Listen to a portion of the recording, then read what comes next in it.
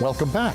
We are discussing adoption in North Carolina, and I am joined by Kelly Dunbar, the adoption counselor supervisor at A Child's Hope. And Kelly, thank you for joining us this morning. Good morning. Good morning. Well, what a cool job you have. You talk to people who are going to provide a miraculous gift to someone who can't wait to receive that gift, a child. Can you give us a little background on yourself first before we dive into what that must be like? Sure. I am a graduate of North Carolina State University, and I have a master's in social work. I have been with A Child's Hope for probably about 7 years, but I'm also an adoptive parent. So before I worked as an adoption counselor, I also went through the process and adopted my husband and I adopted our daughter through A Child's Hope. Pre my days working as an adoption counselor.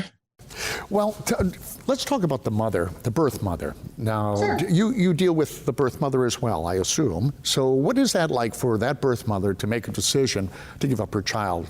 I think working with birth moms is a part of my favorite part of the job most of the time. Yes. Most birth parents, love these babies and they love them so much, and they want what's best for them. And so they make this selfless decision to place, a child with a family, so that child can have better than what they have or what they could provide.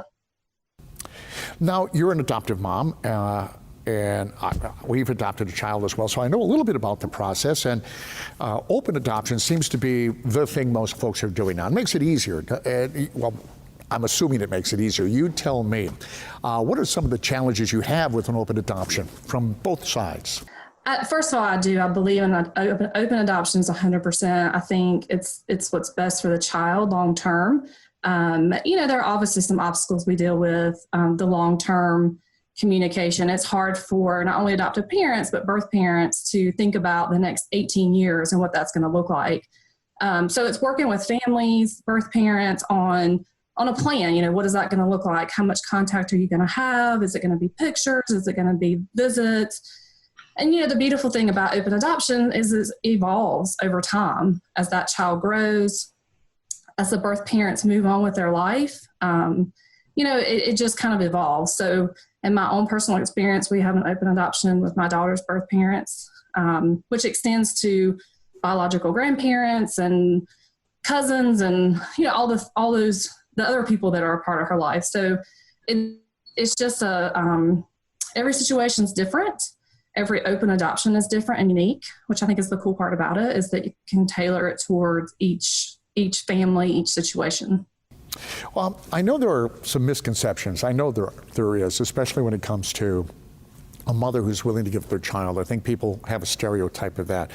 Can you clear that up? Because I think it is an unbelievable sacrifice they're making. What are your thoughts on that? Absolutely. I think that a lot of people feel like these birth moms especially are giving up on their child, or that they don't love them, or I've heard it all. And to me, it's the greatest sacrifice of love. Putting their child first before their own needs, before their own desires, because they do love these babies, and it's very difficult. It's very emotional for the birth parents, the birth fathers as well. So it's an incredible gift that they're giving to families. And it's just kind of hard to explain, but I think that birth moms are making the ultimate sacrifice as we make those sacrifices every day for our children. I think that's probably the biggest sacrifice a person can make. Oh, I agree with you. Anything you could say to those who might be thinking about giving up their child and those who are hoping to adopt? Any tips? Because it can be rather frustrating. It is. It's a daunting process. I would say to prospective adoptive parents, do your research, and not necessarily Facebook research. I would say research, talk to friends, talk to people who've adopted, call different agencies, talk to adoption counselors, get facts, and then be prepared as much as you can be, whether that's emotionally, financially.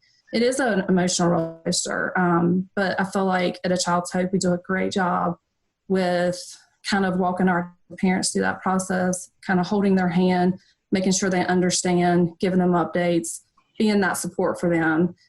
I would say to birth parents, similar advice. If it's something that you think is in the best interest of the child and you, depending on where you are in your life, call an agency, call and talk to somebody, and we can connect you to birth parents who have placed in the past, who have kind of gotten through the hurdle, gotten through the hard parts.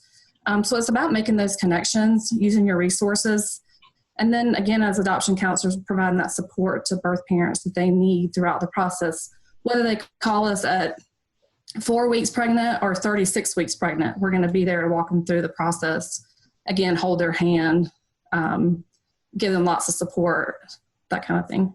Well, it's awesome what you do. What an awesome job you have. And thank you for taking time with us today. Yeah, absolutely. Thanks for having me.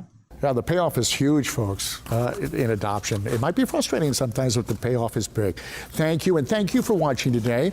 If you are pregnant and want to talk to Kelly about placing your baby for adoption, you can call or text the numbers on your screen.